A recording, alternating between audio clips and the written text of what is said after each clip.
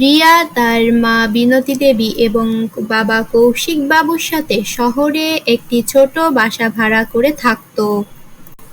কৌশিক বাবু অসুস্থ হওয়ায় বিনতী দেবী তার সেলাই মেশিন দিয়ে ছোটখাটো দর্জির কাজ করত। সে মোটামুটি বেশ কিছু টাকা ইনকাম করে সংসার চালানোর চেষ্টা করত। রিয়া ছোটবেলা থেকেই পড়াশোনায় খুব বেশি ভালো ছিল। সে সরকারি স্কলারশিপের সাহায্যে একটি নামী কলেজে ভর্তি হয়। তার পুরানো জামাকাপড়ের জন্য তার বন্ধুরা তাকে নিয়ে হাসাহাসি করত। এই রিয়া, তুই প্রত্যেকদিন একই জামা কাপড় পরে কেন কলেজে আসিস? তোর কি আর কোনো জামা কাপড় নেই নাকি? আমাদের দেখে কি কিছু শিখতে পারিস না? আমরা প্রত্যেকদিন এক একটা জামা পরে আসি, ডিজাইনার কালেকশন। এরকম বলছিস কেন? আমার কাছে তোদের মতো এত ড্রেসের অপশন নেই, তাই আমি একটাই পরে আসি, এতে আমার কোনো সমস্যা নেই। এই নৌমি, তুই ওর সাথে কথা বলছিস কেন? ওকে আমার একদম ভাল লাগে না। এই রিয়া, যা এখান থেকে। এভাবেই বেশ কিছুদিন কেটে যায়। হঠাৎ একদিন নৌমি ক্লাসে এসে রিয়াকে বলে,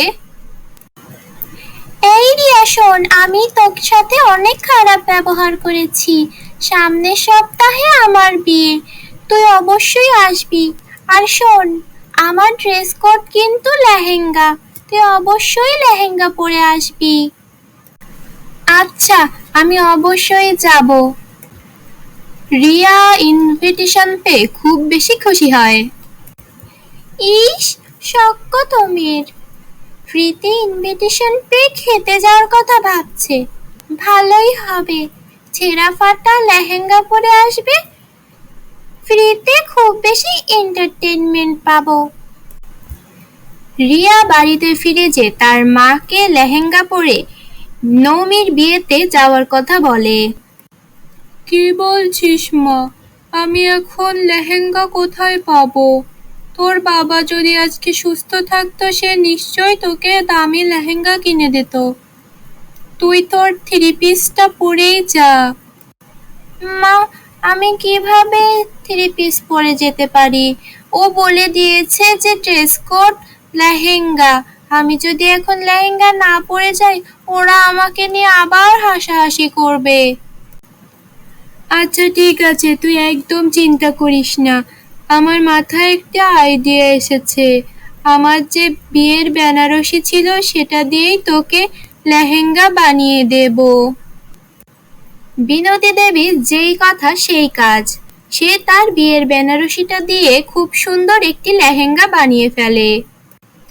আর সেই লেহেঙ্গাটা পরেই রিয়া নৌমির বিয়েতে যায় এবং সবাই তাকে দেখে খুব অবাক হয়ে যায়। এই রিয়া, তুই এত সুন্দর একটা লেহেঙ্গা কোথা থেকে পেলি? কে আবার দান করলো তোকে এত সুন্দর লেহেঙ্গাটা? সত্যি সত্যি বলছিস তুই নৌমি? লেহেঙ্গাটা খুব সুন্দর হয়েছে। এটা আমার মায়ের বিয়ের বেনারসি, সেটা দিয়েই আমার মা লেহেঙ্গাটা বানিয়ে দিয়েছে। ওহো, খুবই চিপ। আগে জানলে কখনোই বলতাম না। দেখতে সুন্দর হলেই কি সব হয়? ম্যাটেরিয়াল আর দামও ফ্যাক্ট। আসলে নৌমির বাবা একজন প্রফেশনাল ফ্যাশন ডিজাইনার ছিল।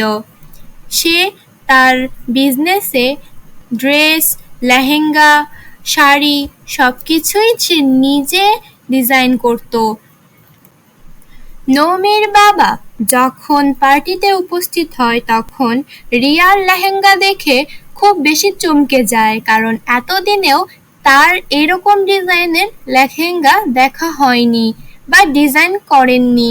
সে প্রথম দেখাতেই রিয়ার লেহেঙ্গা পছন্দ করে ফেলেছিল।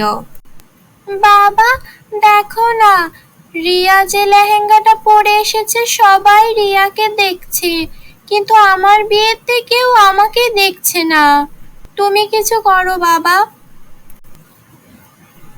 নৌমির বাবা মেয়ের কথা শুনে অনেক বেশি ক্ষিপ্ত হয়ে যায় এবং সে এটা নিয়ে কোনো কথাই বলে না, শুধু চিন্তা করতে থাকে এত সুন্দর লেহেঙ্গা মেয়েটি কিভাবে বানাতে পারলো। নৌমির বাবা রিয়াকে এসে জিজ্ঞেস করে লেহেঙ্গার ব্যাপারে এবং রিয়া তার মায়ের কথা তাকে বলে এবং সে তার মাকে কাজের অফার করে। রিয়া এটা শুনে খুব বেশি খুশি হয়ে যায় এবং তাকে কথা দিয়ে আসে যে তার মা তার জন্য কাজ করবে এবং তাদের কোম্পানির জন্য সে লেহেঙ্গা বানিয়ে দিবে। অন্যদিকে নৌমির তার বাবার ডিসিশন একদমই পছন্দ ছিল না, তারপরেও তাদের বিজনেসের কথা চিন্তা করে সে সেটা মেনে নেয়। নৌমির বাবা এবং তার পিএ একটা বিজনেস মিটিং নিয়ে আলোচনা করছিল। তখনই রিয়া তার মা বিনতী দেবীকে নিয়ে তার বাবার অফিসে আসে। আঙ্কেল, আমি আজ আমার মাকে নিয়ে এসেছি।